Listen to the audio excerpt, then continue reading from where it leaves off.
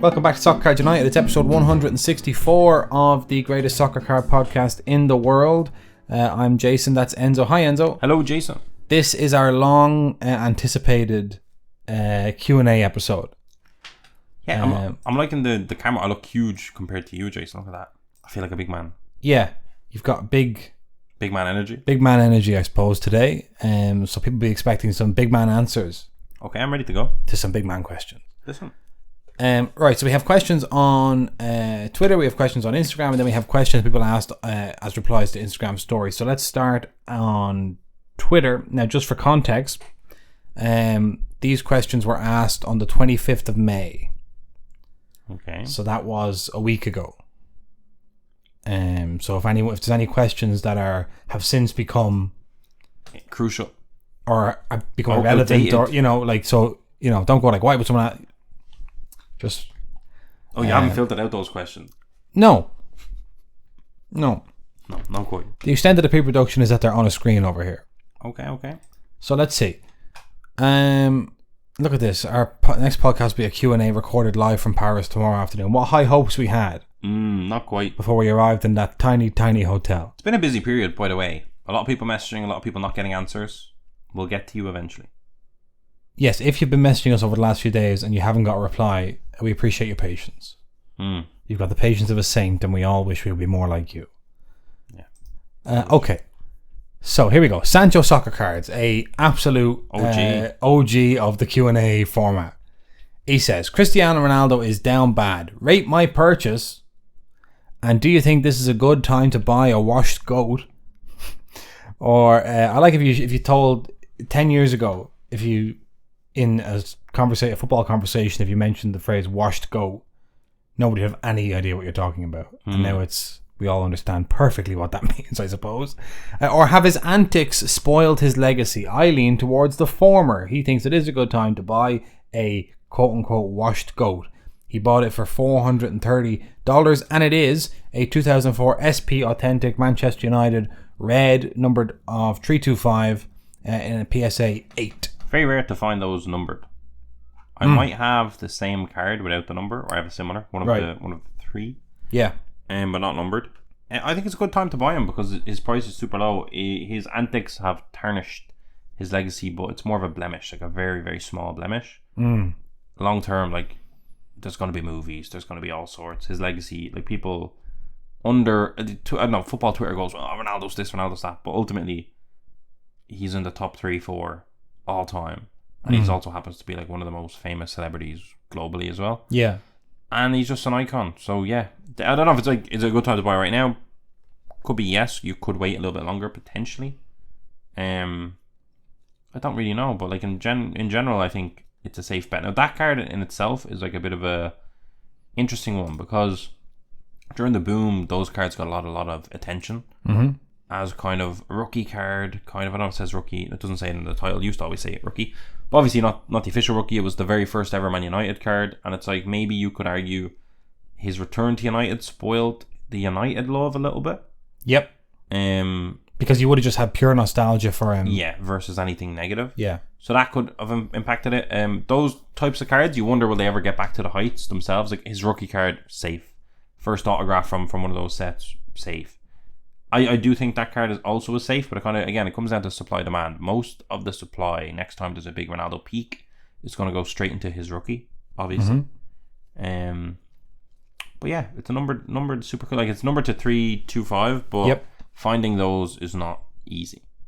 So I like it. Okay, so we're saying good purchase. Saying good. There's my first good answer of the day, Jason. Brilliant. What do you guys think of Julio Enciso, the young forward with that screamer against Man City? So you have to remember, at this point, when the question was asked, Brighton and Manchester City had just drawn 1-1 in the Premier League in the penultimate game of the season. How many players do you think Brighton can keep the next few years? They could be really fun and exciting to watch. The thing about Brighton is that they're fun and exciting to watch even when players leave because they keep finding new players. That, in fact, is the most fun and exciting thing about them. True. Like, I think sometimes people kind of get stressed being like, oh, they're going to lose all their players and da-da-da. But, like, all of their players are going to be at an absolute premium and their recruitment is clearly very good. Yeah. So, with a big chunk of cash, they should be able to do good recruitment. But often that kind of goes the other way as well, Jason. Pop quiz. Do you know what country's league Julio Enciso was playing in when Brighton found him? Paraguay. Correct. Is it actually? It is Paraguay. Congratulations. Best in the business. That's a big man answer. Listen, you said that's it. I'm ready. Are you a bit disappointed? Are you No. surprised? No. Oh wow, I feel great. I think McAllister is going. Yeah. Caicedo is going. Enciso and Ferguson will be there for a little while longer. Matoma will be there for a little while longer, I think. Obviously, they're in the Europa League next season, so some players will be more attracted. They were like, I'm playing week in, week out. Now I can play in European football week in, week out versus maybe doing similar to like a Calvin Phillips and end up on like the bench. Yeah, I think there's loads of opportunities for the Brighton squad, and I think actually the biggest thing about I'm not really worried about them being able to replace players, but I'm slightly worried about them being able to replace managers. Roberto De Zerbi, surely if he doesn't go this summer, I don't think he'll survive another year at Brighton without getting poached by somebody. He's as Pep would say, top coach. Coach. And I think like you have Graham Potter, he does an amazing job. Then you have De Zerbi, he does an amazing job. And it seems like your luck is more likely to run out with coaches than it is with players. But maybe not. Maybe the coaching pipeline is as strong as the player pipeline at Brighton. Who knows? All right, Ryan. Just curious, where do you get all your info on card shows? I would like to go to some, but I need to be able to plan in advance. Doing Google searches for card shows and card shops in Germany doesn't provide any helpful results. Ryan is based in Germany. We met him in Munich. Where do we get our information on card shows? I suppose we just follow a million accounts across all the social media. Well, and what happens is with us, because we go to a lot of shows and because we do vlogs at shows and stuff like that, we actually inadvertently provide a lot of free promotion to these shows without being compensated, Jason. So a lot of smaller shows or new shows like to go onto our Instagram account or Twitter account and just like a million things. So we're kind of forced to see them. People tell us about their shows is what you're saying. Yeah. So I don't know if that applies to you, Ryan. But my advice to you, if you want to get info on all the card shows, would be to start going to card shows, making content about those card shows, at which point you'll enter a positive feedback loop of Card Show Mania. Card Show Mania. You making things about card shows, people come to you and say, hey, make something about my card show, you make something else, someone else sees you, so on and so forth, so on and so forth. Provide value to the card show ecosystem and they'll find you. They'll find you. Or maybe we could do a better job of promoting them all, but I don't think so. There is one Facebook group somewhere that has a lot of European card shows, so check that out on Facebook. I think it's like European Card Show. You'll find it. You should be able to find it. I don't know how great, I don't really use it, but they seem to have a calendar with a lot of the shows in it. Or, Ryan, you could DM us and we'll send you a link to that, but don't expect a prompt reply because we're really busy at the moment. That's true. Okay, so that's that. Gavin asks, will there be more breaks done? This is, of course, off the back of our EPL Select break, which we did a case of. Will there be more breaks done, and could it become a regular occurrence during big product drops like Select, Prism, or was the EPL Select break done mainly because of Evan Ferguson rookie cards? I think both of those could be true. All of that is true, I think, at the same time. There's no lies there. No. Select was of special interest because of Evan Ferguson. We could do more regular breaks. I think people who were with us on the YouTube live saw that we had the facilities for that. Oh, the setup is immaculate. And so we can do that. It's just a case of where we do it, how often we do it, and who we do it with. Yep. Do we do it solo? Do we use a platform? Do we do something else? There's a lot of options. So are we able to do it? Do we find it enjoyable and fun? Did we provide an incredible shipping service as soon as the break was over? Yes, yes, and yes. Could we do it? We could do it all day. Do we find it just say yes to it? Do we find it enjoyable and fun? Yeah. Okay. Oh, Jason. I had a good time. It's hard to get Jason excited, but I enjoyed it. Although you didn't open a lot of the boxes. No. Okay, here we go. I mean, you opened them, but you didn't get to open the packs. I opened the box. I did all the grunt work. Yeah. You were the packer. And the technical director. There was a lot going on. Maybe you need another pair of hands in here, Jason. Yeah. To have a better time. Although it gets so warm in this room. That's one of the problems. That we have the facilities, but we probably need to move facility. Yeah, we literally have all the equipment. But it gets too warm. It's a small room. There's a lot of electrical equipment. No air conditioning to keep us. No air conditioning. Keep us going. No fans. No fans, because then you get the noise. You know. I'm sure Dyson have a noiseless fan. I'm sure they do. They absolutely do. In fact, I know for a fact they do. It's one of those little ones that has it's just it's not even a fan. Yeah, it's a big hoop. It's mad. It's just a hoop, yeah. They do mad stuff. They do hot and cold air. We don't need hot air, let me tell you. No, we already get enough hot air blown on this show. What on earth happened to Serie A Select North America release, says Bryn. Panini website shenanigans, obviously a very low print one, but why only EU Asia distribution? Nobody seems to know why. Can you give an answer to Bryn about that? It's officially back, Jason. I've actually checked the Panini America website. It is live in 1 day, 6 hours, 37 minutes and 50 seconds, 49 seconds, 48 seconds, 47 seconds. Now, the last time you told me that, I said it on Sports Card Nonsense. Then, as I was saying it, they went back to coming soon. So they've put it up and taken it down at least 3 times. So they don't know. This is a boy who cried wolf situation. It's like Panini getting robbed. Do you see that? I did see that, yeah. Maybe the Serie A Select was all robbed. And they found it again. So it does say 1 hour, but I mean, at this stage, who can believe them? 1 day. 1 day, sorry. They've proven themselves to be unreliable. So we don't know. But it seems like it will launch in North America. At some point. Yeah, you can get your hands on it. Alright. Mark says, who from the Can I say? Yeah. It says limited to 5 boxes per transaction. If you're a sharp shooter. But what price are they going to do? Who knows? Exactly. I mean, it's now coming. They're now dropping it in North America so late after release. Like eBay. Let's see what it is. Where's eBay for this one? Select box. Where do you think it is? I think it's probably at $600 a box. I don't see one. Oh, no. There are none. There are none, it seems. Okay. That is ebay.ie. I might go as far as to do an ebay.com search.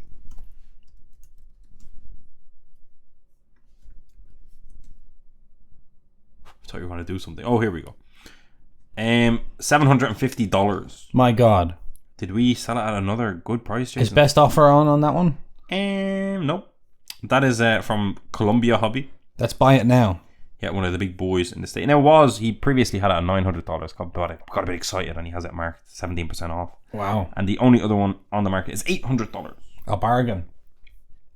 Cheap at twice the price. I mean, I don't know about that. I mean, the supply is obviously about to go up. Yeah. A little bit in terms of release. But like the Cavaras are doing well, Jason. They are. They are doing well. Cavara Shelia. Okay, Mark asks, who from the Under-20 World Cup is the next one? Can I say that not being able to watch the Under-20 World Cup because of the level of busy that we currently are is disgusting. Is really, really annoying me. Jason's getting properly angry here. You said earlier that it's very hard to get me excited. Not about the Under-20 World Cup.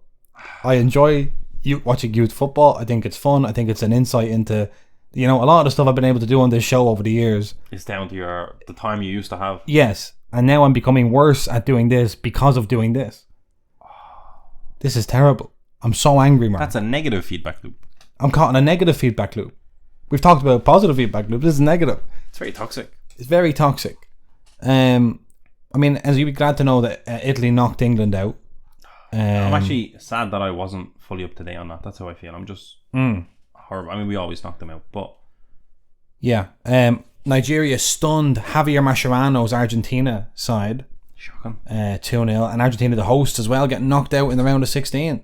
Knocked out early. The USA are in the quarterfinals. Brazil are in the quarterfinals, and the Gambia are also having a big run. In terms of top scorers, you got Cesare Cadesi, or Casadi, sorry, who is Chelsea youngster who's Italian. Love to see it. With 5 goals. Americans will be very interested to follow Cade Cowell's progress. He has 3 goals. He's also playing alongside the likes of Quinn Sullivan there in the US under-20s. Marcus Leonardo for Brazil has... Oh, hang on, look, there's a... You can see on this. See this? 5 goals. Oscar Cortez, Marcus. 4 goals for Leonardo. He plays for... I believe it's Flamengo. The formatting of that is so weird. It's so weird. It's really very confusing to me. It made Cade Cowell look Brazilian. Yeah, no, that's why I got very confused because of what was happening. Let me just check where Marcus Leonardo, but I think it's Flamengo. Flamengo.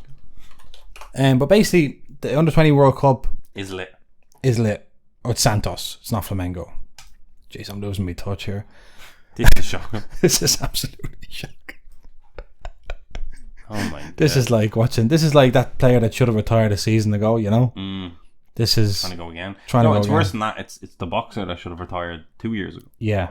Because you're getting absolutely... Like a player, you can get away with a few bits, like James Milner. True, yeah. Whereas we've just seen you get laid out twice. Yeah. And you're going again. Because it's not only... Do you know what it is? It's not only the physical repercussions, but like a boxer, I have developed slight kind of a soft brain thing going on. Oh no. After years of punishment. You know? My mental capacity We need to get you watching the Under-20 World Cup. Yeah, people just need to stop messaging us so that I can watch the bloody Under-20 World Cup. We need to figure out a better way to deal with messages. If anyone here is a community manager for a large company... How do they do it though? They've got all sorts of systems and the customer service is necessarily bad. You can't be good. I've seen like some people just do email only. Yeah. I feel like that would filter out a lot of smaller messages. But is that a good or bad We thing? like smaller messages. That's what the I'm saying. problem. Those are the good ones. Yeah. Small messages. What's crack? Yeah. Right now, like our Instagram hasn't been touched in like 2 weeks. I think in some of the messages. And like I keep there's emails. A lot of people sent those emails. As I say, emails are better. A lot of people sent us a lot of emails. We're getting to that. A lot of people sent some nice emails.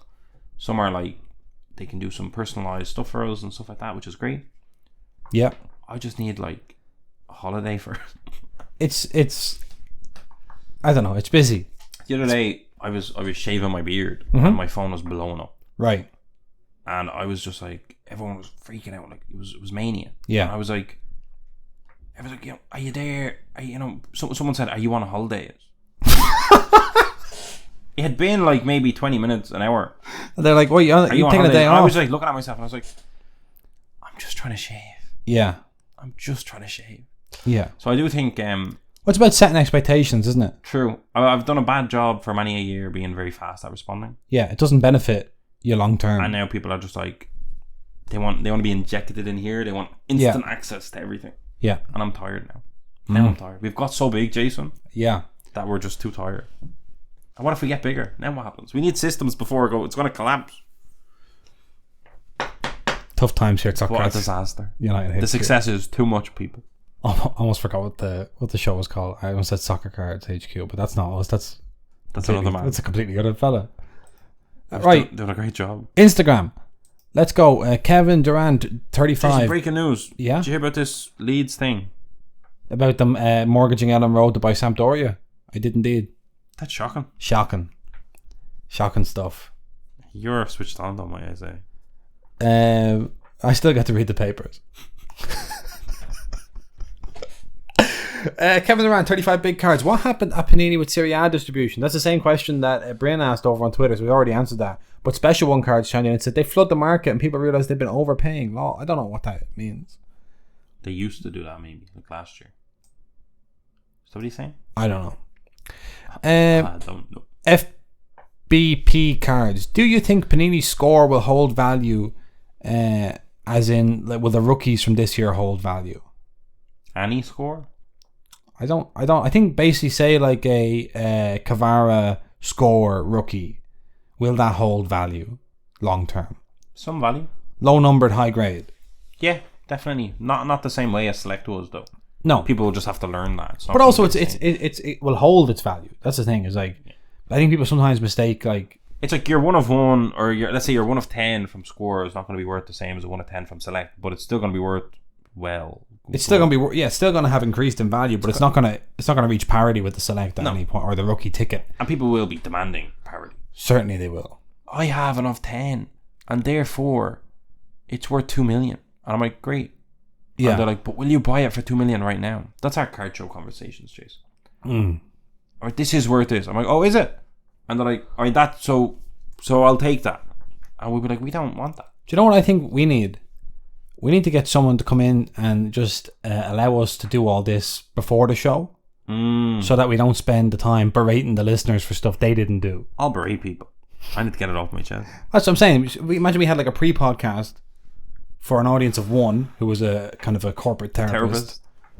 And they, and how did that make you feel? Oh, angry. Yeah, terrible. Okay. Yeah, and you give it all, and then you come on the podcast, you give the good energy. Yeah, good energy. Sorry, Jason. Big man energy. Big man energy. You're right. You know, You're always don't right. let these little people bother you. Have big man energy. Like Kubo. Like Kubo, exactly. Okay. Jogo Benito John wants to know: would you award the next Ballon d'Or to Lionel Messi or Erling Haaland? Messi. Same for me. Leo Messi. Leo Messi. Haaland, great, wonderful, unbelievable season. Crazy season. Wonderful season. He's an unbelievable player. Yeah, unbelievable player. But top player. Messi has just done so much for so long that his incredible amazingness, we're just like, that's normal. That's actually a bad season for him, kind of thing. But ultimately, when it's all said and done, holy shit. He won the World Cup. And he destroyed the World Cup. Yeah. He was the best. Yeah, he was the best player at the World Cup. When he wrecked Vardiol after him being touted as one of the best centre backs going, like incredible, unbelievable defender, he was killing everyone, and Messi made a show of him. Brilliant stuff. 100%, no question. Yeah, even if Haaland gets the treble, no question. Haaland has plenty of time. He'll get it, but not this year. All right, now we're on to the other questions. Right, so B. Velasquez Cards asks, is Select the product? I presume this is Serie A Select. Is Select the product of the year already, and there's still FIFA on the way too? Or does he mean just I was going to say, Select? by saying that, he's just saying the Select brand this year. And to be honest, it lived up fully to the hype. It's the brand Select. of the year, yeah. Yeah. So absolutely, Panini did knock it out of the park with that. Obviously, it's so funny. Most of the sets haven't been released this year, so it's hard to set the year so far, and it looks like it probably won't get beaten. Yeah. It was so funny because like EPL Select, they priced it a lot cheaper and they printed it a lot more, but even that is having great success. Yeah. We opened one case; it was great fun. So FIFA Select has all the potential to be unbelievable. Like Don Ross came out and was an absolute success as well. So like Panini have, I think, just by really tightening the production and even the brands they've put out, they've just made higher quality products. So it's a reminder that even in a market that's not a booming market, if the manufacturers reduce the supply and increase the quality, right? Don't just reduce the supply and still have terrible autos everywhere and all this. Reduce the supply, make it as rich a product as you can. Yeah. And I'm not saying they did that with Select. There was a lot of like duds in it as well, obviously, but duds for us or duds to maybe some people, but collectors love certain cards. I think it's just kind of a reminder. They pulled back the print run, and sure enough, the demand outweighed the supply, and everyone had a good time. I think it's very easy to look at the soccer card market, and I see this from a lot of people who are outside, who are in the hobby but outside soccer, and people who look at the soccer card market and say, my God, look at their prices, they've had a terrible decline. But really what's happened is we've actually had a huge explosion in interest and in the number of collectors collecting soccer, the number of money being spent on soccer cards, or the amount of money being spent, that's all happening. But it just so happened that the manufacturer is pretty much in lockstep with the increase in demand, increased supply. So almost like a frog boiling in water, like just a little bit of time. You don't know that the demand is increasing because it seems like everything's staying flat because the supply, so once you reduce the supply a little bit, you realize, holy crap, there's like 200% more people here than there was a year and a half ago. We just didn't realize it because there was 300% more boxes. Exactly. So yeah, a masterclass, whether it was forced or unforced or mentally decided or whatever. Yeah. A masterclass in production. What's happened there? Okay. Dean asks, and Dean is based in Ireland, just for it's based in the EU, for anyone listening around the European Union. Would you buy on eBay from the US? Do you buy on eBay much from the US with the inflated shipping costs, or is that the card's value? Meaning, I suppose, what do you do when you're buying cards from the US? Yeah, if I'm buying a card anywhere, I just try to get it as cheap as I can. If there's expensive, because we ship a lot, I know, like if I'm in the States trying to buy a €5 card and there's €12 shipping, I understand that. I'm like, if they want to track it, send it to me, it's going to take a long time and it's going to cost that.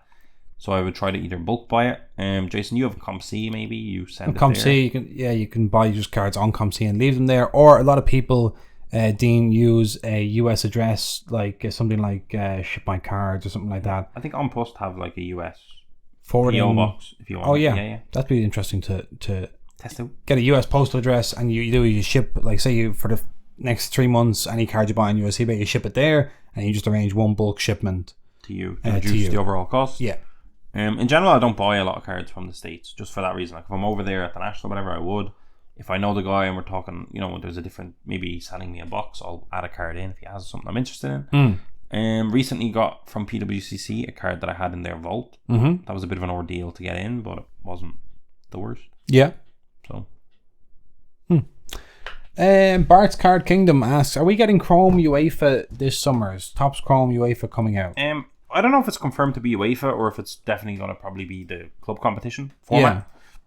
But yeah, we're going to get it. I think it's touted for the end of June. Right. We got pushed back recently. Okay. I think there's no information anywhere on it. There's no checklist. There's no nothing. Hopefully it's not an identical copy of Flagship like it was last year in terms of like all the images, all the bit, the checklist. I'm sure there'll be some surprises in it, including the Grail. But yeah, I think that's actually expected end of summer, which end of June, which is very annoying because match days are officially finished. Yeah, we're about to be. The Champions League final is 10th of June. Yeah, so kind of horrible. Be cool to get that in before the final, but listen. But it's also like, I guess it's kind of good to have product during the summer when there is no football. Obviously, Women's World Cup, but I mean, would people be more? I know obviously you'd like it to line up, Jason, obviously, but. Could it be? I mean, the thing I hate is knowing who won the Champions League when I'm opening Champions League product. Yes. We opened World Cup Prism. No one knew who was winning the World Cup. That was a joy. Obviously, they had 4 years to plan that.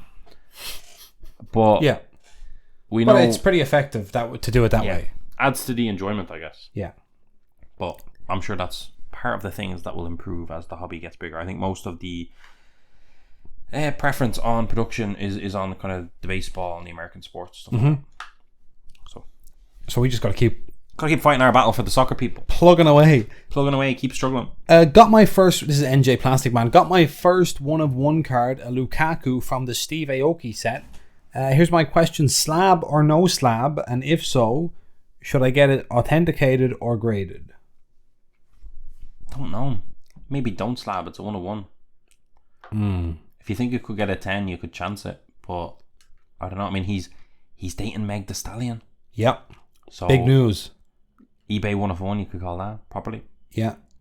Don't know. I wouldn't really know. Like we had a 1-of-1 Cristiano Ronaldo from last year's inception. He had 2 base cards, so there's 2 1-of-1s out there, but we have 1, and we just sent that for grading. So I'm there giving the advice of the opposite of what we did. Now, I was thinking if do as I say, not as I do, kind of thing. I'm saying if we get a PSA 10 of Ronaldo, obviously even though his market is a bit down bad, you get a PSA 10 of a 1-of-1 from a set people love, it's gonna do really well. Yeah. Could have sold it raw, but then you're in that kind of realm where people are gonna ask you about the condition. And like if you get it authentic, people are gonna say, is there a reason it's authentic? Like is there a damned huge if you do, damned if you don't. damage? So either grade it, don't grade it authentic. That would be my advice, because you grade it authentic, people are actually going to be like, why didn't they grade it? Is it a PSA 4? Is it a 6? Whereas you might be treading the line of a 9 or a 10. So better to just get the 9 and sort that. So I would say, I mean, from the Aoki set, I don't know if that's an auto. I assume it's not. I don't know, either lash it up on eBay and find the big Lukaku collector. I mean, the Champions League final's coming up, so he's probably at a good moment. He could score the winner in that final potentially. Yeah. At which point you wouldn't want it locked up on its way to PSA or wherever. No. So maybe just put it on eBay and see the Lukaku collectors fly in, or the Meg the Stallion collectors flying in. Trying to get a piece. But Mr. Megan Thee Stallion in the... Mr. Stallion. Mr. Stallion himself. Oh my god. Wouldn't fancy telling her to shush. No way he does. No way. CR Cards 92. Could Haaland go on to equal or break Messi's Ballon d'Or record the way he's going? Don't think so. Don't think so. I think people don't understand what Messi and Ronaldo have done. Do you know? This doesn't happen. Before Messi and Ronaldo, I think the most Ballon d'Ors was 3 or 4. Right. That might have been Van Basten. That was, 3, was it? Might have been. Could have been 4. Someone had 4, actually, I think. Let me see. Right. I personally don't think that Haaland's going to break Messi's Ballon d'Or record, because I don't think he's ever going to be undeniable in the way that Messi is in terms of being the best player in the world. I think, Messi is a unifying force. You look at Messi and you think to yourself, yeah, that's it. That's the best player in the world, looks like. Yeah, 3 people won it 3 times. Van Basten, yeah, Cruyff, yeah, and Platini. Oh yeah, the disgraced Michel Platini. He's up there, number 3 for some reason. Banned. The famous Ronaldo, only 2. Franz Beckenbauer, 2. Kevin Keegan, 2. Alfredo Di Stefano, 2. Rummenigge, 2. and that's it. Everyone else only has one. Only one. Only one year were you the best soccer player in the world. Tough. Yeah, so my theory is that Messi is obviously many times the best player in the world. Haaland is debatable, and all throughout his career, I believe, will be debatable. There's the kind of with Haaland, people are going to be like, if Harry Kane played for City, would he score this many goals? Well, that's true. Haaland wouldn't have scored as many goals as Harry Kane for Spurs this season. That's what I'm saying, though. Yeah. So if you can will he win a Ballon d'Or? Absolutely, I think. I think so. Yeah. And he could win multiple, but I think year on year it's very hard to be the best player. Yeah. Like Ronaldo only has 5 Ballon d'Ors. Only 5. Only 5. And Messi looks like he's set to have 8, which is like a very big disparity. Yeah. And it's almost as if he is the best player in the world. It's almost like that. Fun fact, Ronaldo came second 6 times. Messi came second 5 times. People don't understand the dominance of those two players, by the way. No. So it's not like anything we have now. Alright. Pace Rivers asked, can I be a guest? No, Jay says he's joking. He just thinks yeah? Can I say something? Uh-huh. Every year Ronaldo won the Ballon d'Or. Yeah. Messi was second place. And was that true the other way around?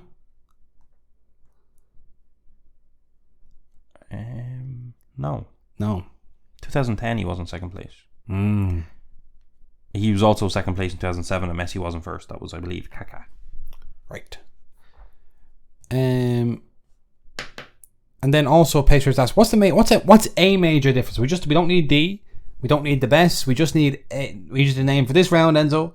What is a major difference in European collectors' view versus US collectors? So give me one difference between European and US collectors in terms of the outlook they have on the hobby. On the soccer hobby or the hobby? I'll take either answer. What's a major difference in European collectors' view versus US collectors? And we're taking view in the sense of outlook. So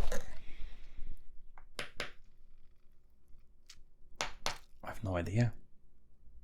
I mean, I actually have the ultimate ideas, but I'm confused. I'm looking at a lot of different angles, Jason.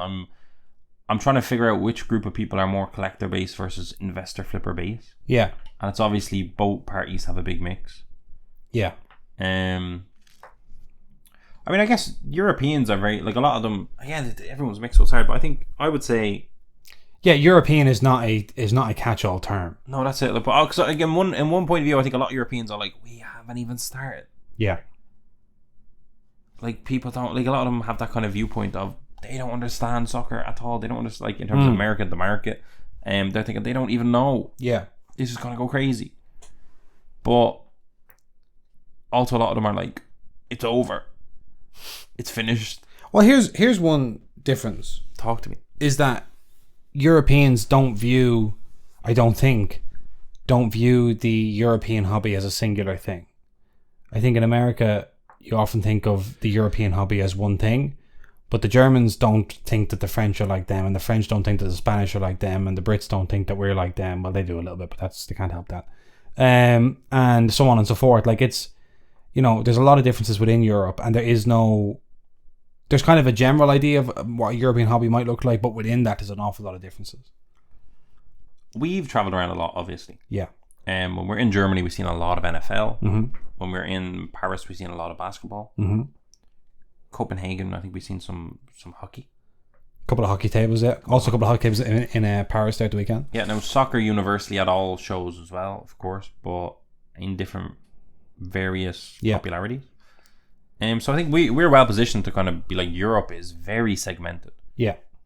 Ultimately, there is kind of a joint singular thing in the hobby between them all, but they were all very, very different. But in terms of what's a major difference in European collectors' view versus US collectors' view, I don't really know. I feel like a lot in terms of soccer, because we're obviously exposed to that more than anything. US collectors are very USMNT. They know in the future it's going to be lit. They really support the team. This, that, and the other. They're investing in the likes of Reina. Like, they love Reina. He's a great player, great little player. But like Europeans, it's almost like Americans are still focused on the rookie, and the Europeans are definitely in that mix too. But a lot of Europeans are kind of looking backwards, being like, is there Ronaldinho? Yeah. Is there, a Kaká? And they get excited about the legends. Well, they have that nostalgia. Yeah, maybe. But I mean, a lot of Americans do as well. Like, we forget how deep in we are to the soccer craze in the States. A lot of people were deep in 2006, and they've kind of been part of a lot of the legends too. I don't know. That's a good question, but it's left me a little bit... He came in with another question. About the guests. Oh, yeah, sorry. We did that. I also think US collectors are much more comfortable making deals, financial deals. That's... And they have a better grip on prices. Yeah. Some Europeans, maybe they've only opened one box ever and they've hit a 1 of 5 and they're just like, this is... my ticket to the top. This is my Steph Curry rookie. But, you know, that's less about your outlook and more about your experience. Ah, there you go. So... It's true. All right. Pompey's other stuff asked, looking to speaking of pulling an L5 and getting your big ticket. Your kicks. Looking to buy my first quote unquote pricey box in the next month or so. Which release do you recommend? FIFA Select. FIFA Select. UEFA Inception. UEFA Inception. Them on-card autographs, Jason. Yeah. I suppose it depends what you mean by pricey. And it depends what you mean. It depends what you're into. Because you could say Serie A Select and you'd be like, I don't follow that. I don't follow Serie A. I have no interest in that. You could wait for like a women's World Cup product. Yeah. I don't know. First edition is always a little fun, but again, pricey. I mean, what does pricey mean? Yeah. Pricey means top of the range. I'm not top of the range, but pricey means like a hobby box. A box of Prism or Chrome or something, or Select or something like that. Yes. Immaculate, impeccable. There's a lot of stuff. Obsidian. Depends what you... different strokes for different folks. Generally, I would suggest... Let's do it. Get something that has more than a few cards in it. Yeah. And is in the league... is related to what... You know, Pompey's other stuff. I don't know if that's a reference to Pompey like Portsmouth, in which case... You're in trouble. You're in trouble. But, like, if you can, buy something that the team you support is included in. And buy something that has an opportunity for maybe a number of different hits. Make sure there's an autograph in the box, I would say. Yeah. If you're going pricey, I mean, I'd hope there is. Although the way some of this stuff's going, Enzo, you know, it's not like it was. Okay, Irish Card Collector 96. After the Select case break this week, it's possibility of seeing more. We already answered that with Gavin. So and Gavin's Irish as well. Turns out people want case breaks from especially in Ireland. Makes sense. Isn't that? There's no coincidence. There's no coincidence. Everyone else is like, we're fine for breaks, thank you. I mean, because it comes down to our shipping is free and or super cheap in Ireland. Yeah. So if you're buying into a break, it's not like, oh, I support a team that's 30 quid in a break, but any break going on anywhere, the shipping is 12, 20, whatever. So it makes sense. It makes sense. Checks out. And we'll finish with Mad City Collector. I don't watch a lot of Napoli this season. How much of the Kvara Donner hype is real? Fascinating. How much? He's won Serie A MVP, which people were not happy about because of Victor Osimhen. Yeah. Wasn't Victor Osimhen injured for quite a number of weeks throughout the season? Victor Osimhen never went more than 3 games without a goal or assist. Yeah. Kvara Donner is on like a 13 game. 3 games that he played. Yeah. But yeah. So yeah, missing for part of the season. Definitely the crucial Champions League times. Yeah. Thank God. Helped us beat them. I mean, the hype is real. He's a quality player. I guess is his price hype matching that? And probably like his prices aren't crazy. No, his base card went crazy, but like I think an O5 went for like 1,500 from Select. So like that's not crazy. Yeah. In terms of bringing the Scudetto back to Napoli, I mean the hype. There was a lot of hype around him, and then he did that. Yeah. So the hype is literally real. I mean, literally, he did do that. He did it. Not on his own, but you know, Osimhen had a great season. I don't think he would have had as good a season without Kvara. I think as well, like from a Napoli point of view, you look at Lorenzo Insigne, was out there on the left wing for so long and was such a specific kind of player, and like it felt like by the time he left Napoli, you know, the dogs on the street knew what he was going to do in any given game. You know, he's going to cut in, he's going to go back, he's going to, you know, whereas Kvara was taking people on, and that's also first season in a new league. You know, that always happens. Like you know, you can be like that special player where no one knows you. You've come from Georgia, and you've been in Russia previously, so you're an unknown quantity, and no one knows when you're, you know, cutting in. Are you going to shoot or are you going to dribble past 3 players? And no one's expecting you to dribble past 3 players, but next season they will be. So double up like we did in Champions League. Yes. So the question is, can he keep doing it? Can he keep doing it? And obviously, like all that hype and everything that he's done has been tied in with his only rookie for the year being put in so far in the year, being put into a very short print product and score. Yeah, I know it's in score, but I mean, like, Select is obviously what everyone's looking at. Yeah. He's going to be in Chronicles. He'd probably sneak into FIFA Select. Who knows? But is the hype real? Technically, yes. But depends. Also, completely depends on what you mean. Like in terms of like hobby hype or football hype. The hype is real in that in footballing terms, in that he's an incredibly exciting attacking player. That's true. I mean, you know, I don't, you don't know what else to say. I don't know what else to say. I think this is like something that comes up a lot in the hobby, where it's like, well, I don't know what you're expecting. What else can he do? He's not. Is he a quality player? Absolutely. Will he probably sell for 100 million? Probably. Yeah. What does that mean for his card values? We don't know. I mean, like, it's. I think Victor Osimhen rookies are underrated. Like the Mosaics, the Merlins. Yeah, but again, that exemplifies the difference. Just even in that one sentence, you just named 2 products. Yeah, but he's gonna have 2 products this year. But which nobody can, like, in terms of one's in a Champions League, one's in Serie A. Do you know what I mean? Like it's. I don't think there's any in Champions League. Kvara. No, you're talking about Osimhen. Yeah, sorry, my apologies. You know, like, there's a couple of stickers for Osimhen. I know there's stickers for Kvara as well, but like, I think sometimes they're somebody doing quite just well, by the way. The stickers, raw stickers, 200 quid. It's reminding me of Hallam foosball hype. Rightly so. No, it's classic. Yeah.